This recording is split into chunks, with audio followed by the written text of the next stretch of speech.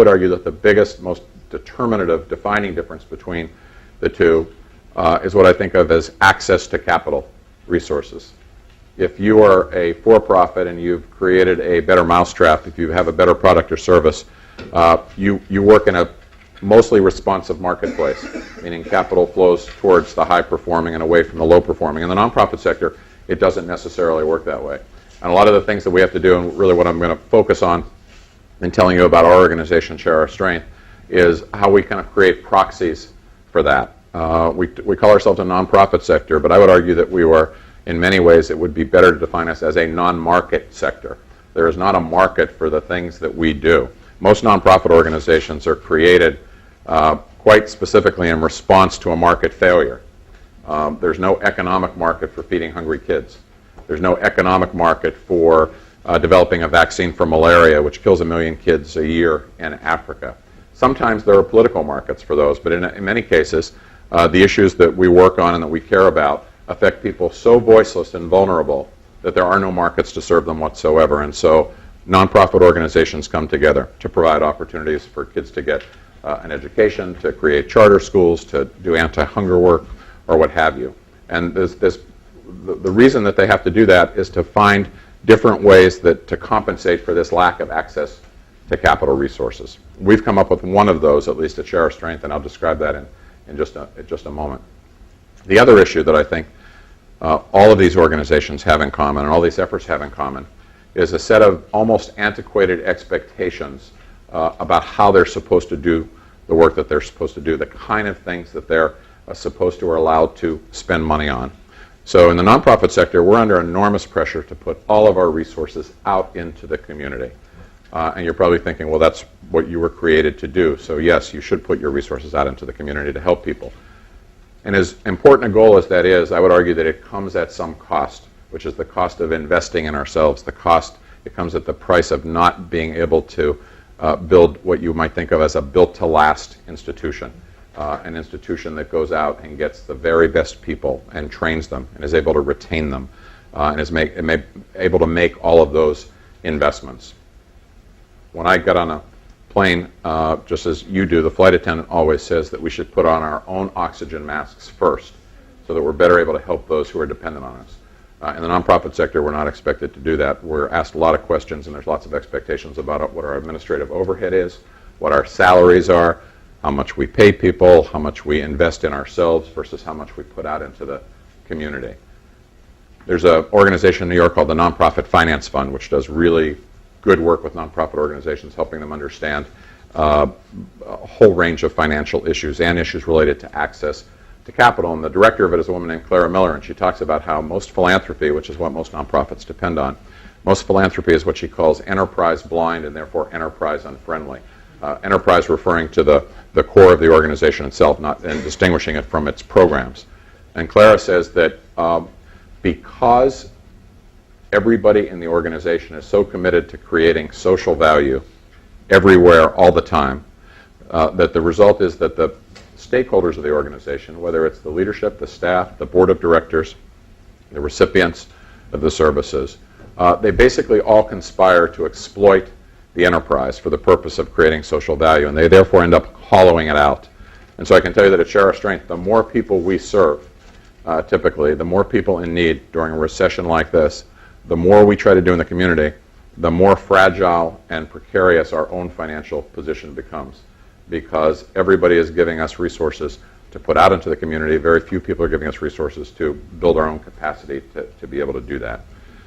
So somewhat understanding this intuitively, but not at all clearly, when we started Share Our Strength, we tried to create a very different model for most other nonprofits, and I'll give you just a kind of a short version of what that is before I suggest some of the lessons that we've actually learned from it.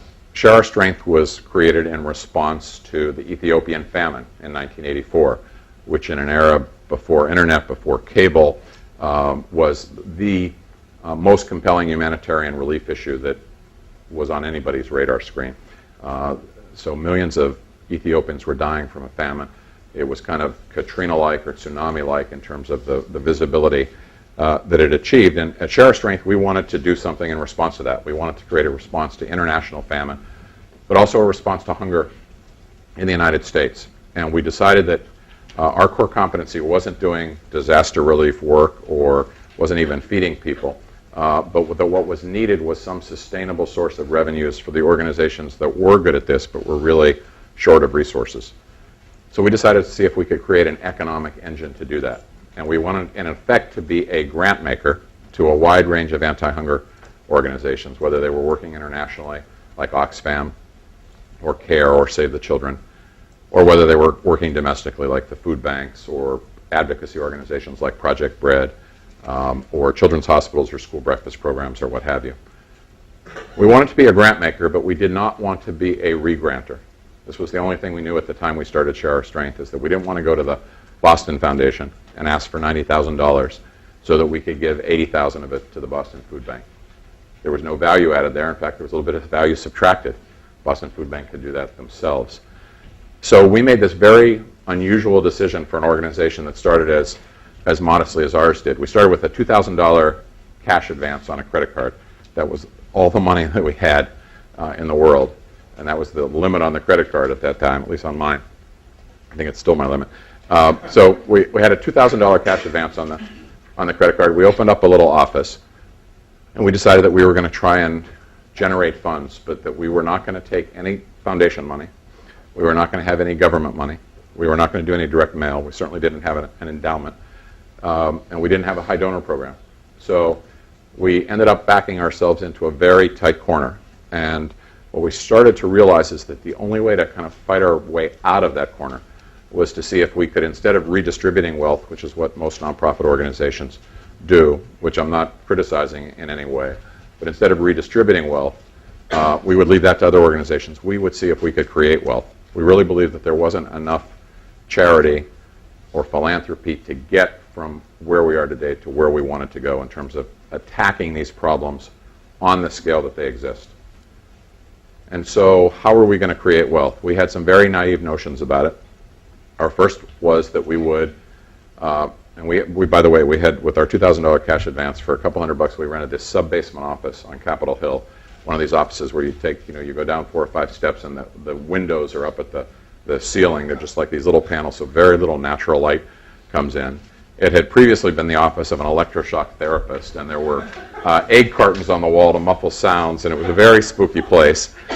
But it was all we had was $2,000. So the other thing we had was I had a relationship with Steve Wozniak, who had invented the Apple Mac in his garage, and this was I'd worked in politics up until 1992, but this was in 1984, about halfway through my time working in the Senate, and I'd met Wozniak and I'd asked him would he donate an Apple Mac to us. So this was in these days, of course, 84, this was a huge deal. And he not only donated an Apple Mac, he threw in something called a daisy wheel dot matrix printer. Hopefully you've never seen one, but it's quite antiquated now. And we used it to crank out 1,000 letters to chefs and restaurateurs asking them to support Share Our Strength. Our idea was that those in the food service industry, that chefs and restaurateurs would feel a connection to the issue of hunger since they made their livelihoods from food. That made sense to some of them, and it didn't to others, so we had to kind of get to a critical mass. But when we first sent out these 1,000 letters, the naive notion was that we would be the seal of kind of good housekeeping, seal of approval. If you sent $500 to Share Our Strength, we would send you a logo that you could put on your door. Now, when I look back on it, I think, why in the world would anybody ever do that? Nobody had ever heard of us. We'd been around for 5 minutes, and they work hard for their money, and why would they send it to us? And in fact, nobody did. Not one response to the 1,000 letters, which is hard to believe. Just law of averages, you'd think somebody would make a mistake and send it. But nobody did. And the poor mailman, our office was such that with that little window, all we would see every day is the mailman's trousers go by. You'd see about this much of his striped slacks. And after about 3 weeks, I went up and confronted him, and I said, the game is over. We want the mail. Bring it, right? We sent out 1,000 letters. There must be some. And I went and filed a complaint against this poor guy. I was convinced I was delirious, obsessed. So we did what I guess entrepreneurs do. We sent out another 1,000 letters. Why would you do that, right? That makes no sense either. But we got one response. We got a check for $500 from a very iconic chef, then and now, Alice Waters at Chez Panisse in Berkeley.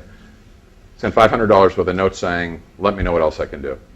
And I immediately called her and I said, I got your note. I'll tell you what else you can do. You can sign the letters. Nobody answers mine. And she did. So we sent out another batch of 1,000 letters, but this time signed by Alice Waters. And we ended up with about 60, 70, 80 responses from chefs and restaurateurs because she was such an influential peer leader to them. And then we started to realize that we needed to find other ways besides kind of asking people for money in this fashion. To make a long story short, we decided to take an idea that was not necessarily original to us, but kind of roll it up, an idea of doing food and wine benefits with chefs. Taste of the Nation, Taste of Boston, Taste of Chicago. They're pretty common today, but they were more novel back in the late 1980s. And our only innovation was that we decided instead of doing these in one city, we would do them in 50 cities on the same night, that we would make ourselves a national organization just by announcing that we're doing these 50 events and recruiting chefs and restaurateurs to do that. And that actually succeeded. And that grew and grew and grew. And we got to the point today where we have about, through that event and a number of others, we have about 14,000 chefs and restaurateurs who are part of Share Our Strength. And what it meant, and the reason that I tell you this history, is that it meant that we had created some value by becoming not just an anti-hunger organization, but in effect a market assembler of chefs and restaurateurs. That we had put in one very convenient place at Share Our Strength, thousands of and we focused only on the top chefs and restaurateurs. So it was Gordon Hammersley at Hammersley's, and Jody Adam at Rialto, and Andy Husbands at Tremont 647, and we kept it very high end. And as a result, companies that wanted to market into the restaurant industry came to Share Our Strength and said, we want to sign a marketing contract with you. We want to be the exclusive water of Share Our Strength. And so Evian paid us $400,000 a year for over 6 or 7 years to be the bottled water of Share Our Strength. And American Express wanted to be the credit card. I'll just draw one little diagram here. Right on this. So if you think of, I think this applies to lots of organizations, which is why I'll put it up here. If you think of, this is the universe, or at least this is my universe, and Share Our Strength is at the center of it. And then all the money in the world that used to be in the world, all the money that used to be in the world doesn't naturally come here. It doesn't really have a way to find its way here except by begging for it, which is not a fun thing to do for very long, which I had no appetite to do. With the chefs and the restaurateurs, when I say we became a market assembler, when we got to the point where we had 14,000, even at the point where we had 6,000 or 8,000 of the top chefs or restaurateurs in the country in one place who would do a lot of the things we asked them to do. They wouldn't do everything we asked them to do, and not all of them would ever do it together, but a percentage of them would. So if we asked these chefs and restaurateurs, will you put Evian's 1-liter glass bottle on your tabletop during the month of April as a special promotion to help Evian sell that bottle of water, about 60% of them would. So what we really in effect had done was we created a little toll gate for this money to reach these folks. Anybody could have done this, but it was just hard work to do. One of my economic theory is very simple: is you can't extract value from something unless you build some value into it. And so we'd done something that nobody wanted to do for all the hard reasons that I just described. But it became very valuable. So long story short, since the $2,000 cash advance, we've raised and spent now $280 million on behalf of hunger relief. And 2/3 of the $280 million are strictly marketing contracts. About 1/3 of it today is from charitable dollars because people know Share Our Strength and they do write checks to us. And at the end of the year, donors send donations around holiday time and so forth. But the long and the short of it is that 2/3 of that $280 million are contracts, cause-related marketing campaigns, corporate partnerships. So it put us in the position of not competing with brother and sister organizations, as I described before, of not going to the Boston Food Bank, Boston Foundation for the Food Bank.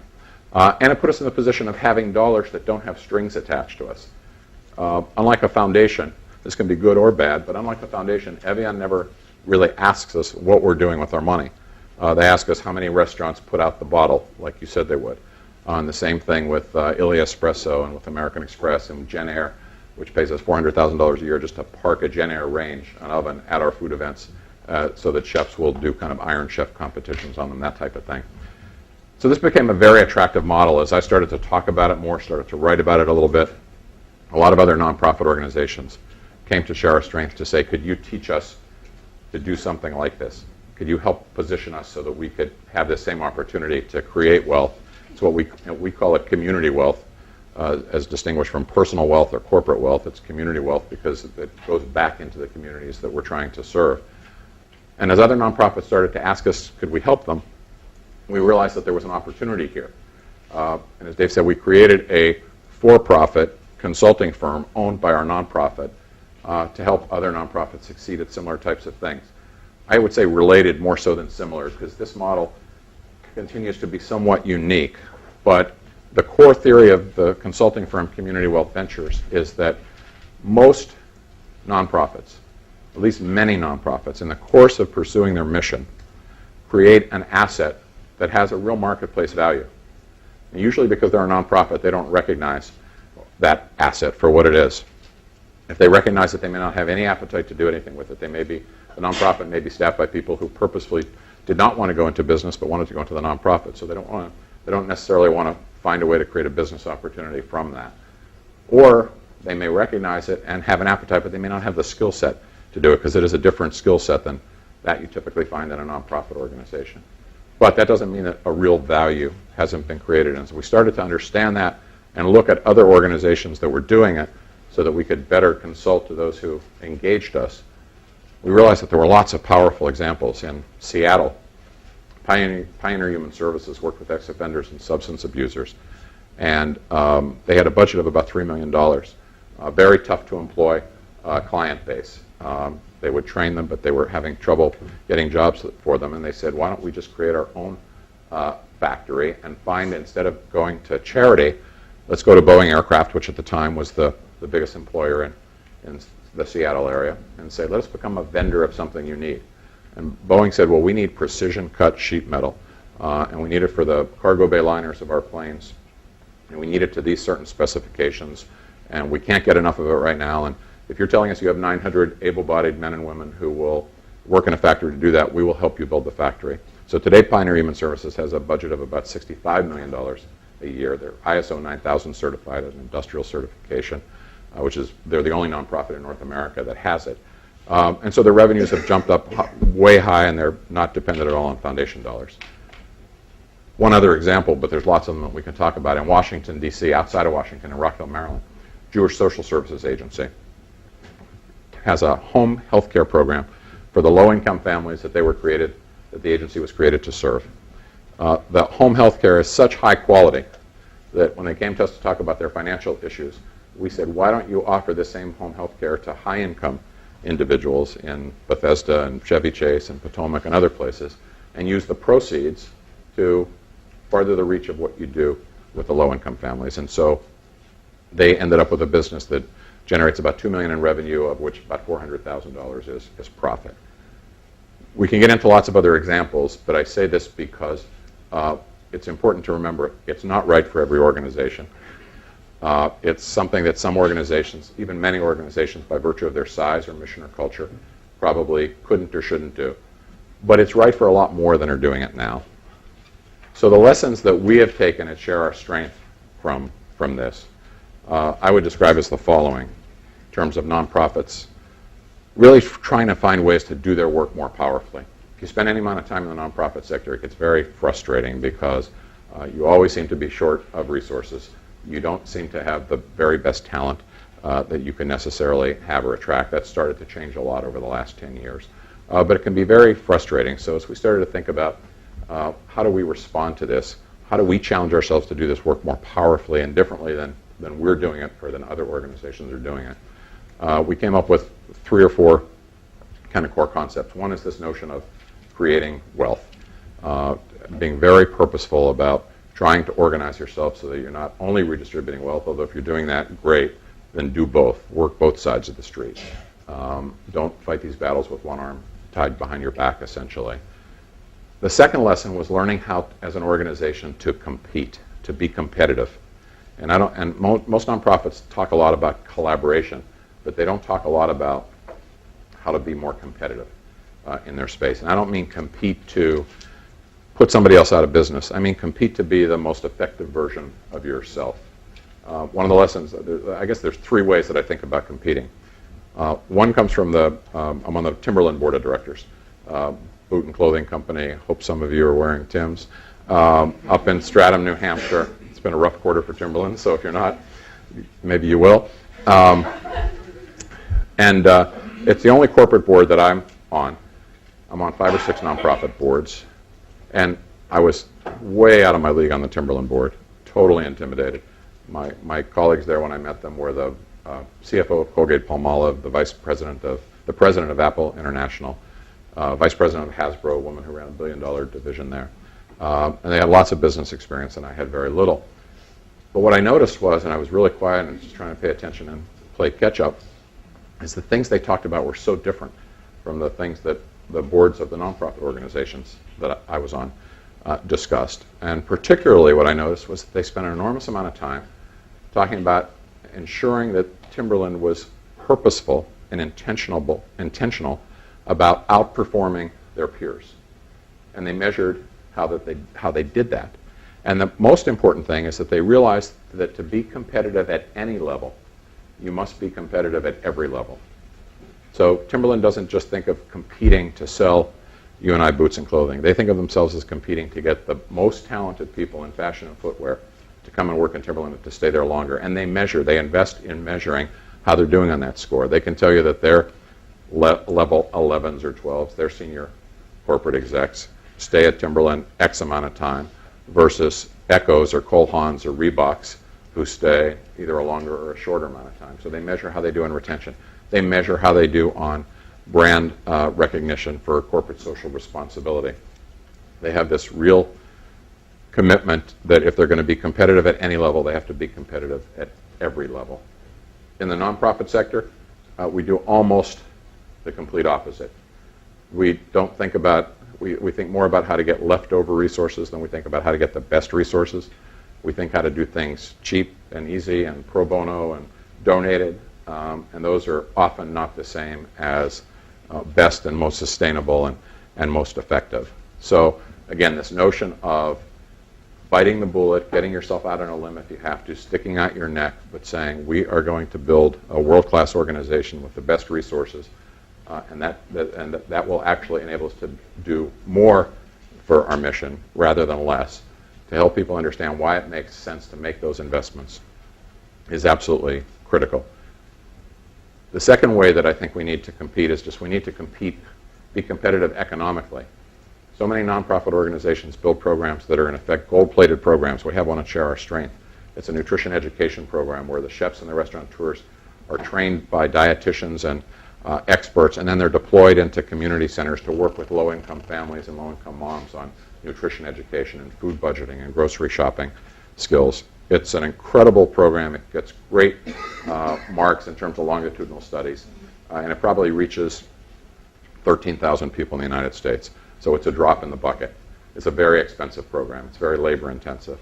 And we never built the economics in at the beginning to say, we need to design a program that reaches 13 million Americans. There's a doctor in Washington, D.C. named Peter Hotez who is developing a vaccine for hookworm. He's a world-renowned scientist. Hookworm affects 750 million kids.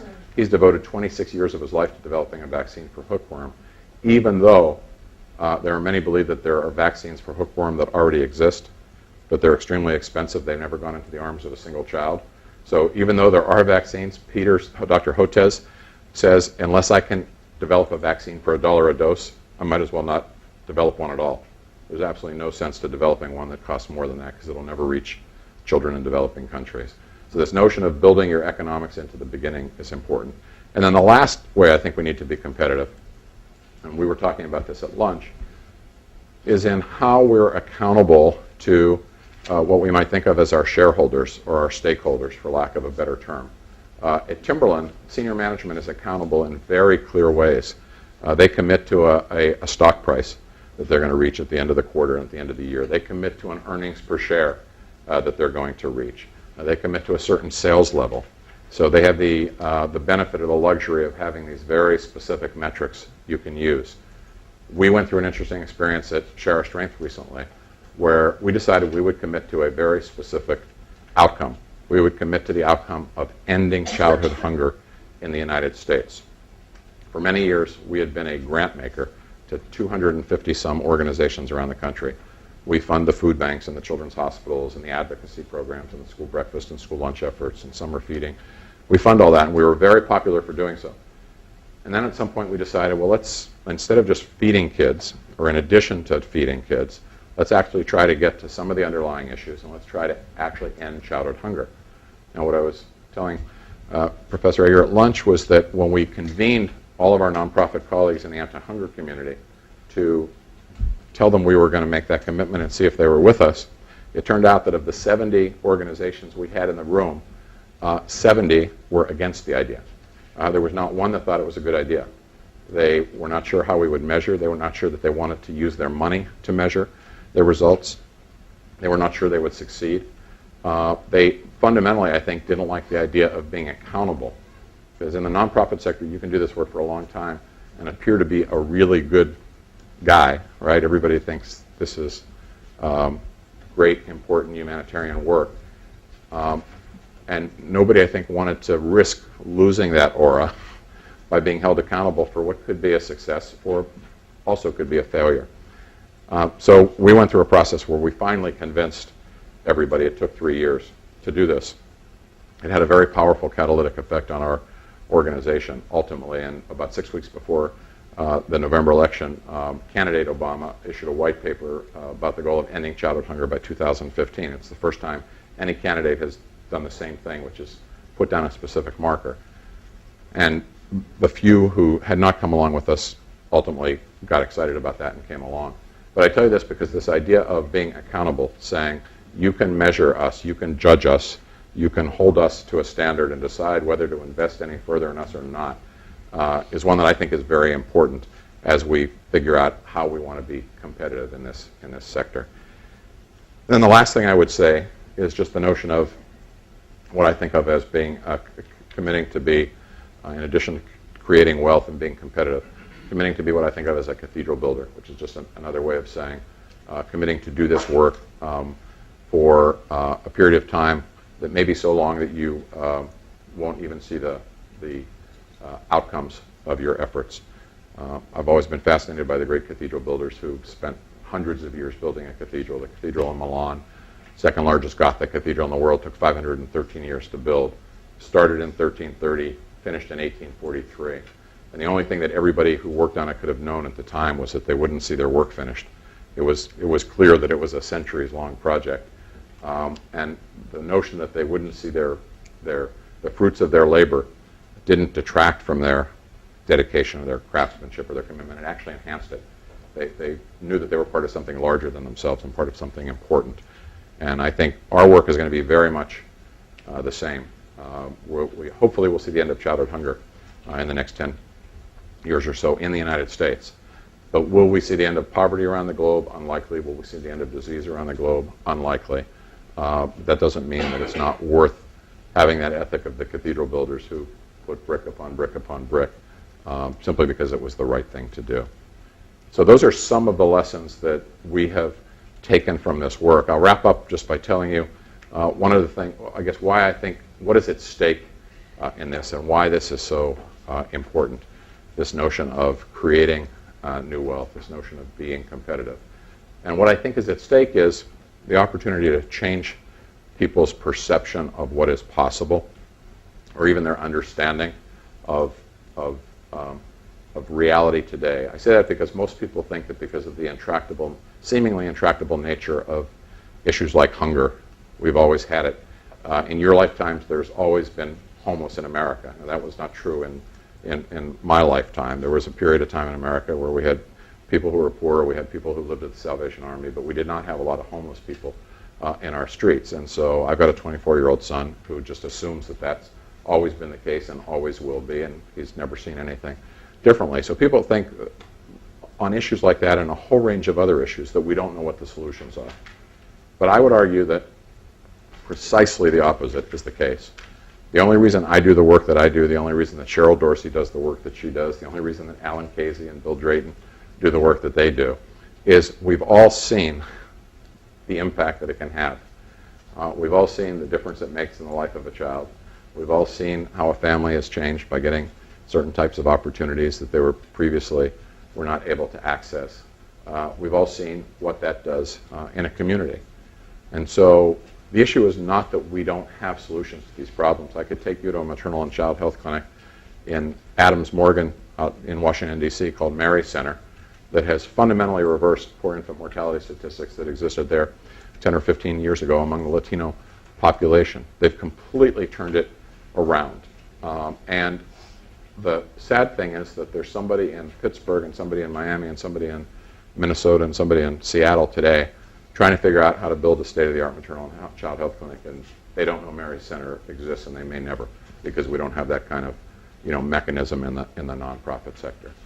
But the issue is not that we don't know what the solutions are. The issue is we haven't done a very good job, and I think this is, if there's any definition around social entrepreneurship at all, I think it's the understanding that we haven't done a very good job of making these solutions affordable and sustainable and scalable and replicable. That's a totally different job than starting an organization. That's a totally different challenge, requires a completely different skill set than beginning something to grow it and to scale it. And that's the challenge, I think, of social entrepreneurship today. Your class, your generation, is uniquely positioned to take advantage of something that just didn't exist in mine. When I was leaving school, we had to decide, am I going to be involved in creating wealth, going into business, or serving the public interest? It seemed like two very divergent paths.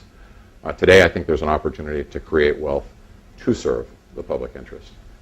And that is, I think, very exciting and very hopeful.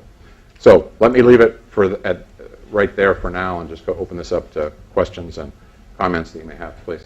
You might think of as a built-to-last institution, an institution that goes out and gets the very best people and trains them and is able to retain them and is able to make all of those investments. When I got on a plane, just as you do, the flight attendant always says that we should put on our own oxygen masks first so that we're better able to help those who are dependent on us. In the nonprofit sector, we're not expected to do that. We're asked a lot of questions, and there's lots of expectations about what our administrative overhead is, what our salaries are, how much we pay people, how much we invest in ourselves versus how much we put out into the community. There's an organization in New York called the Nonprofit Finance Fund, which does really good work with nonprofit organizations, helping them understand. I would argue that the biggest, most defining difference between the two is what I think of as access to capital resources. If you are a for-profit and you've created a better mousetrap, if you have a better product or service, you work in a mostly responsive marketplace, meaning capital flows towards the high-performing and away from the low-performing. In the nonprofit sector, it doesn't necessarily work that way. And a lot of the things that we have to do, and really what I'm going to focus on in telling you about our organization, Share Our Strength, is how we kind of create proxies for that. We call ourselves a nonprofit sector, but I would argue that we are, in many ways, it would be better to define us as a non-market sector. There is not a market for the things that we do. Most nonprofit, we've come up with one of those, at least at Share Our Strength, and I'll describe that in just a moment. The other issue that I think all of these organizations have in common, and all these efforts have in common, is a set of almost antiquated expectations about how they're supposed to do the work that they're supposed to do, the kind of things that they're supposed to or allowed to spend money on. So in the nonprofit sector, we're under enormous pressure to put all of our resources out into the community. And you're probably thinking, well, that's what you were created to do. So yes, you should put your resources out into the community to help people. And as important a goal as that is, I would argue that it comes at some cost, which is the cost of investing in ourselves. The cost, it comes at the price of not being able to build what you a whole range of financial issues and issues related to access to capital. And the director of it is a woman named Clara Miller, and she talks about how most philanthropy, which is what most nonprofits depend on, most philanthropy is what she calls enterprise blind and therefore enterprise unfriendly. Enterprise referring to the core of the organization itself, and distinguishing it from its programs. And Clara says that because everybody in the organization is so committed to creating social value everywhere, all the time, that the result is that the stakeholders of the organization, whether it's the leadership, the staff, the board of directors, the recipients of the services, they basically all conspire to exploit the enterprise for the purpose of creating social. Organizations are created quite specifically in response to a market failure. There's no economic market for feeding hungry kids. There's no economic market for developing a vaccine for malaria, which kills 1 million kids a year in Africa. Sometimes there are political markets for those, but in many cases, the issues that we work on and that we care about affect people so voiceless and vulnerable that there are no markets to serve them whatsoever. And so nonprofit organizations come together to provide opportunities for kids to get an education, to create charter schools, to do anti-hunger work, or what have you. And the reason that they have to do that is to find different ways to compensate for this lack of access to capital resources.